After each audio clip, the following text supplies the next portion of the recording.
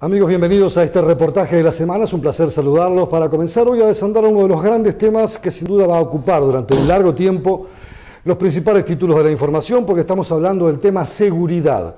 Con la polémica reinante en todos estos fenómenos, hoy tenemos la presencia del diputado del Partido Socialista, Julio Bango, a quien le damos la bienvenida. Y naturalmente lo primero que queremos preguntarle es, bueno, estos cuatro grandes proyectos que el gobierno aterriza en el Parlamento, para ir desmenuzándolos uno a uno. Por ejemplo, el que en algún momento despertó algún tipo de diferencia de interpretación, como es los topes para los delitos cometidos por menores, determinados tipos de delitos violentos cometidos por menores, aumentar esas penas. Julio Bango, ¿cuál es un poco su lectura y cómo se va procesando este factor, incluso con las voces desde fuera, desde la oposición, que también atizan este debate? Sí, bueno, antes que nada, un gusto estar con ustedes y a través de ustedes con un montón de uruguayos que miran este programa. En primer lugar, hay que decir que estas cuatro iniciativas, estos cuatro proyectos de ley forman parte de un paquete mayor que tiene que ver con otras iniciativas que el gobierno le ha dado en llamar Iniciativa por la Vida y la Convivencia, y que son programas que no van a sanción legislativa, programas educativos de negociación de conflictos en las escuelas, nuevos espacios públicos para reconstruir la trama barrial, los barrios, la posibilidad de conectarse el vecino con la vecina en el barrio, una serie de políticas que no necesariamente pasan por el marco legislativo, y con esto nuestro gobierno lo que pretende es dibujar una cancha nueva y plantear que los problemas de seguridad no son solo los problemas de la represión, que a veces hay que asumirla, porque un gobierno cuando tiene que asumir la represión la tiene que asumir, sea de derecha o sea de izquierda, pero la cancha para resolver los problemas de la inseguridad ciudadana tienen que ver con factores que van más allá de si tenemos una buena policía o una mala policía. Cuando dicen que el Frente Amplio es blando desde el gobierno, que no ha tenido la suficiente madurez para encarar estos temas, que no ha sabido, le ha costado o no quiere reprimir. Hay quienes confunden autoridad con mano dura y hay quienes confunden garrote con mano firme, digamos. Nosotros decimos que un gobierno tiene que tener la mano firme, para eso está el Ministerio del Interior, la policía. Cuando hay delito hay que combatirlo y hay que reprimirlo, pero hay que reprimir el delito, pero también hay que atacar las causas del delito. Si no, no se va a poder resolver los problemas de la convivencia en la sociedad. Entonces no somos unos románticos que estamos colgados de una nube y hay unos pretendidos realistas que dicen mano dura, aumento de pena, represión, que con eso resolvemos. Fíjese, ¿qué gobierno no quisiera pagar el costo político de tener una sociedad insegura? Si fuera tan fácil con la lógica del aumento de penas resolver los problemas de la seguridad, ¿qué gobierno no lo haría? Bastaría con dictar una ley y los problemas se resolverían mágicamente. Entonces tenemos que asumir que los problemas son más complejos, tenemos que asumir la responsabilidad de gobernar y garantizar la seguridad, que es una responsabilidad indelegable del Estado y del gobierno de turno, pero también tenemos que asumir que tenemos algunos problemas que resolver si queremos que la sociedad vaya para el lado de la convivencia. Yo le preguntaba al inicio por este aumento de las penas para los menores infractores que cometen delitos violentos. Me refiero a homicidios, a acopamientos con mucha violencia, Exacto, con mucha hazaña. Por ahí hay un cambio. Hay por lo menos una lectura del escenario diferente. Sí, nosotros ahí básicamente estamos proponiendo, son varias cosas, pero el núcleo duro, el núcleo central, es que estamos planteando el establecimiento de mínimos para los delitos gravísimos como rapiña, violación, homicidio, secuestro y copamiento. Hoy lo que se da en el Uruguay es que si un adolescente mata a una persona, de pronto a los 5 meses, depende del juez que le toque, le puede dar una pena de 5 meses, de 8 meses, de 2 años.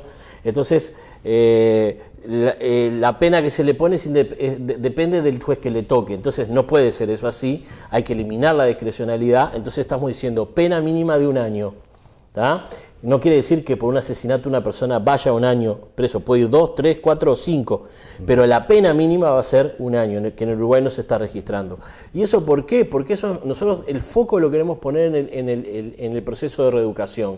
Y usted me podrá decir, o lo que nos están escuchando, otra vez con la reeducación, son inarreglables, no lo resuelve nadie. Bueno, lo que sí sabemos es que el aumento de penas ha sido un fracaso estrepitoso, por lo menos en el Uruguay. Y quisiera saber si hay alguna parte en el mundo del aumento de penas resolvió los problemas de la criminalidad. Ni siquiera a veces uno piensa en la pena de muerte en los Estados Unidos, tampoco ha reducido, hay estados que no la aplican. Eso a partir del supuesto de que hoy, que un adolescente o un mayor de edad, cuando comete un crimen, cuando comete un delito, está haciendo una acción que es racional y que se va a fijar si le aumentaron la pena o no para hacerla. Eso es no entender nada de cómo funciona la sociedad y cómo funcionan las personas. En el Uruguay, en 1996, votamos una ley de seguridad ciudadana que aumentó todas las penas, las graves y las otras, todas las penas. ¿Qué pasó en el Uruguay con el delito entre 1996 y el 2012? Aumentó. Entonces, tenemos que jugarnos a la reeducación, tenemos que jugarlo, y los programas que han habido, como el Centro Nacional de Rehabilitación, después que los presos cumplieron su condena, el 8%, 8 de cada 100 solamente reincidió. ¿Sabe cuántos reinciden de los que salen del CONCAR y de Libertad? 70 de cada 100. ¿Qué pasó con el CNR? Hoy ya no tiene el CNR, ahí hay un tema, y es que el CNR, en el marco del proceso, había un fuerte hacinamiento carcelario, se resolvió cerrar la cárcel de Cabildo, que era la cárcel de mujeres, sí, y se pasaban a las mujeres presas, a las presidiarias, para el CNR. Yo creo que fue una medida, un manotazo de ahogado que había que dar por un problema de explosión, de hacinamiento, justamente por ese aumento de penas que se hizo, que se aumentó enormemente la población carcelaria, y eso hizo que una buena experiencia como el CNR quedara un poco de costado con la aparición, claro, el factor de rehabilitación se estaba de las perdiendo. Mujeres. Entonces, lo que estamos haciendo ahora, estamos construyendo celdas para 1.200 plazas nuevas totalmente, que van a permitirnos reacomodar toda la población y hacer que las cosas vuelvan a funcionar como deben. Decía entonces que si el centro es la reeducación, tú le tienes que dar un mínimo a ese adolescente para que realmente se pueda reeducar. Y de la misma manera, en el Uruguay está establecido en 5 años el máximo de pena para adolescentes, y hay gente que quiere duplicarlo y pasarlo a 10. Y lo que nosotros decimos es que si nosotros metemos a un adolescente, por ejemplo, de 15 años hasta los 25 años preso en una cárcel, por más buena que ella sea, no hay proceso de reeducación que valga. Estamos mandándole a los 10 años un cóctel molotov a la sociedad, porque estamos poniendo una persona recluida en el momento que se tiene que iniciar sexualmente, construir sus relaciones afectivas, tener un trabajo, terminar de estudiar, armar una familia.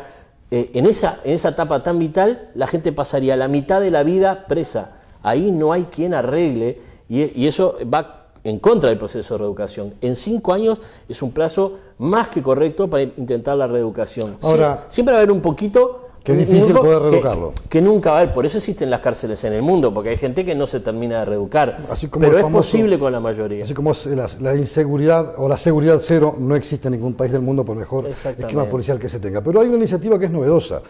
Es penalizar a aquel policía que se aparta de sus funciones. De hecho, se está reconociendo con esta norma que existe la corrupción policial, es un fenómeno que preocupa porque eso permite ingresar armas a una cárcel, droga y una serie de factores más, que incluso explosionaron con el último motín que todo el mundo que ya recuerda, pero que fue muy violento, con la muerte incluso de un propio policía. ¿Por qué esto?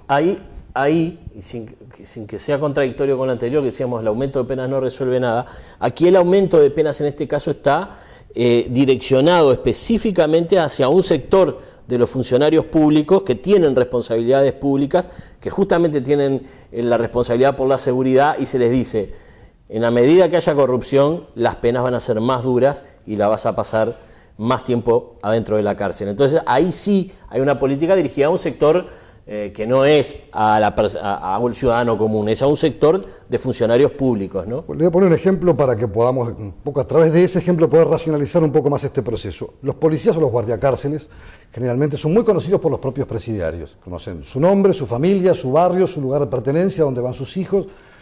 Muchos manejan enormes sumas de dinero. Hablamos de los narcotraficantes, que es un factor clave.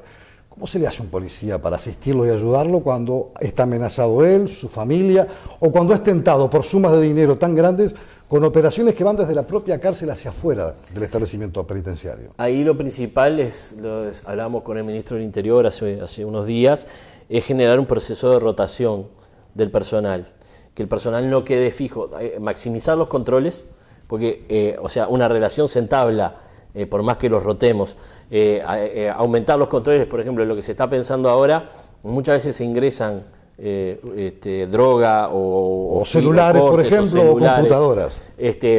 Entonces, lo que se va a hacer es armar el circuito de requisa de revisación de una manera distinta.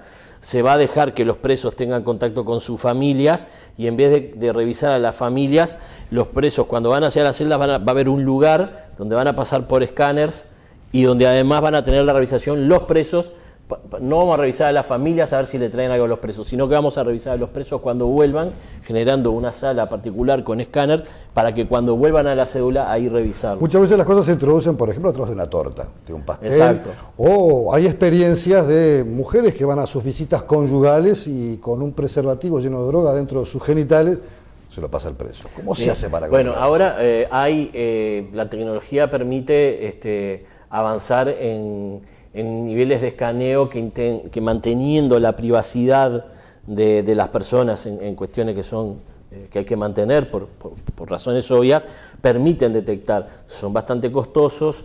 El Ministerio ha hecho una compra que finalmente ya ha llegado al Uruguay y se van a instalar, y vamos a estar con una tecnología última del mundo en materia de escáner para la revisación de las personas. ¿Esto puede de alguna manera desintoxicar todo ese problema, que es por un lado comprar un guardia carcelario o tenerlo bajo la égida de la mirada de si tú no me das tales o cuales beneficios, tu familia corre riesgo? Esperemos que sí. También hemos comprado un bloqueador de frecuencias de celulares también que se va a activar de inmediato. Disculpen la... O sea que bueno, creo que se están aportando los elementos tecnológicos como para lograr que efectivamente se produzca un mejor control, ¿no? Julio Bango, hacemos una pequeña pausa, enseguida volvemos, hay más temas para seguir abordando. Nos queda todavía plantearle, entre otras cosas, las expectativas trazadas sobre la nueva presidencia del Frente Amplio y cuál va a ser el derrotero que seguirá Mónica Xavier al frente de la coalición de izquierda. Ya venimos.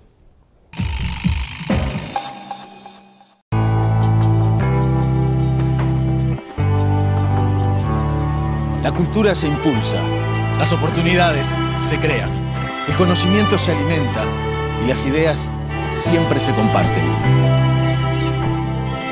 El compañerismo se ejercita, la amistad se trabaja y el trabajo se provoca. Los consejos se piden ¡y se escuchan!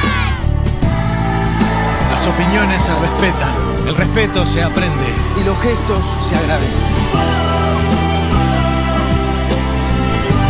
Los valores se transmiten, la solidaridad se practica. Una. ¿Otra vez? Y 1000 veces. Y la tolerancia se cultiva. Los miedos se enfrentan y la alegría se contagia. Y así, la sociedad se transforma. El recurso más valioso que tiene el Uruguay es su gente, porque tiene la capacidad de producir un país diferente. El Uruguay que queremos.